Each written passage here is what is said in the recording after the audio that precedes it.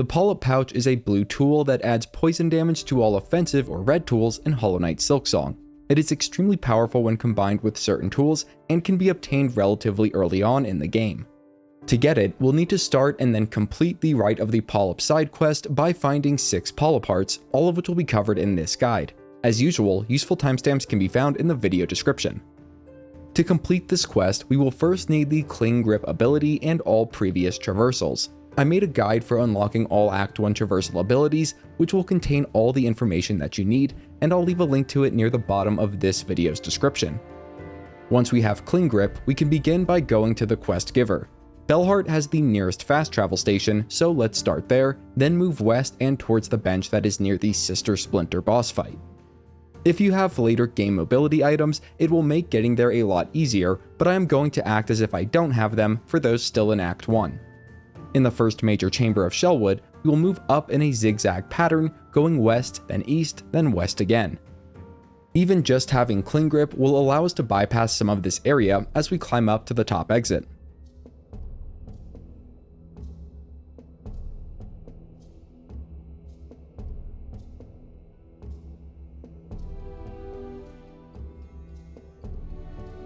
From the bench, we will move down and to the west to reach the quest giver. If the lift here is in the way, you can start riding it down, then save and quit the game. Returning from the bench, the lift should then be at the bottom of the chamber, allowing us to drop down and to the west. Doing so will bring us to the hut of Greyroot, and speaking with this NPC multiple times will allow us to start the Rite of the Pollip side quest.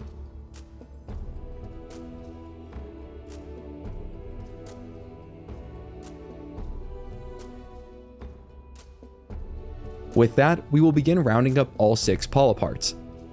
The first is in the chamber out to the east. Dropping down a couple of floors, we will move east, then wall climb our way up to where the first Pollip Heart is waiting.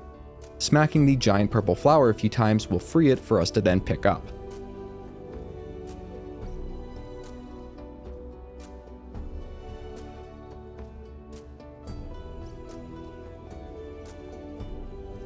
For the second Pollip Heart, we can drop directly down and stand on a pressure plate to open a shortcut back to the first chamber.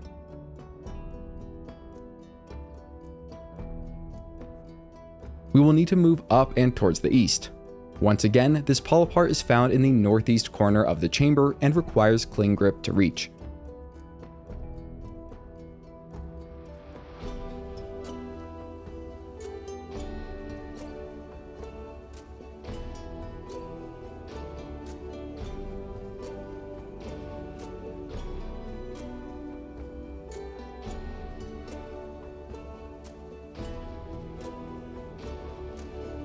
The next Pollip Heart is closest to the bench we last rested at, so let's either head there or just quit to menu, then load back in to quickly return there.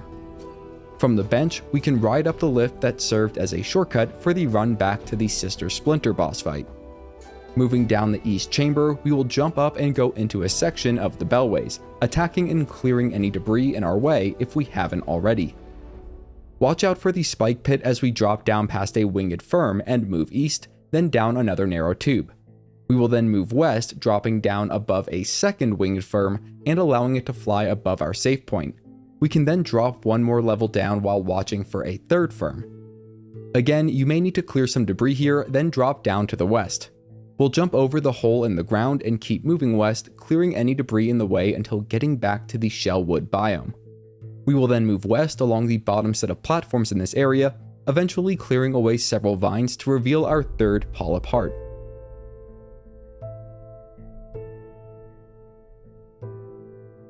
We can open a shortcut up back to the bench that we last rested at if we haven't already. From there, we'll ride the same lift back up and go down the eastern path. This time, however, instead of going east after jumping up some platforms, we will move west across a spiked pit.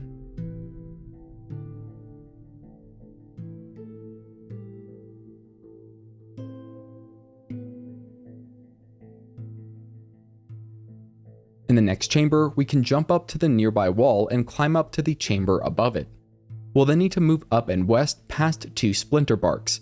These enemies are really annoying normally, but the Cogflys I have are really effective against them. I'll leave a link to a guide on how to get the Cogflys near the bottom of this video's description. In any case, once we are up and past the splinter barks, we can break through the vines to the west and go through the chamber that follows. After dealing with several more enemies and the hive that spawns them, we can drop down and then dash east over a pit to reach our 4th Pollip Heart. The 5th Pollip Heart is very close to this one. For it, we will drop down and move west into the next chamber. To the west of the altar that granted us Cling Grip, we can carefully drop down and to the west where necessary to snag the next Pollip Heart.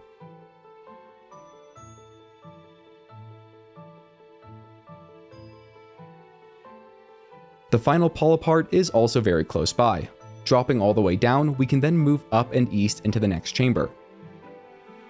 Bouncing up a series of white flowers and using our Wall Cling ability, we can nestle up near the last purple flower and whack it a few times to free the Pollip Heart.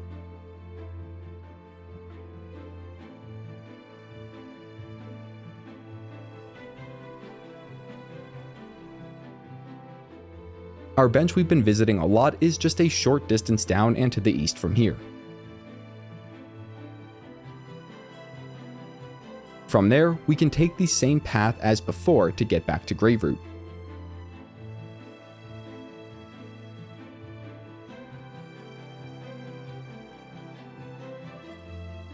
Turning in all 6 Pollip Hearts will complete the Rite of the Pollip Wish or side quest. We can then do a combination of speaking with Greyroot and waiting in order to actually get the Pollip Pouch tool.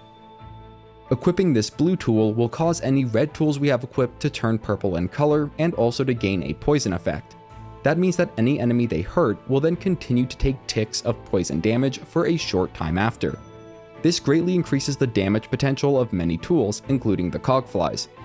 You can head over to my channel to find the guide for that and lots of other great content, and if you're new, consider subscribing. You're helping me feed my cat, her name's Marshmallow. Have a great day if you're here today, have a great Wednesday, and as always, thanks for watching.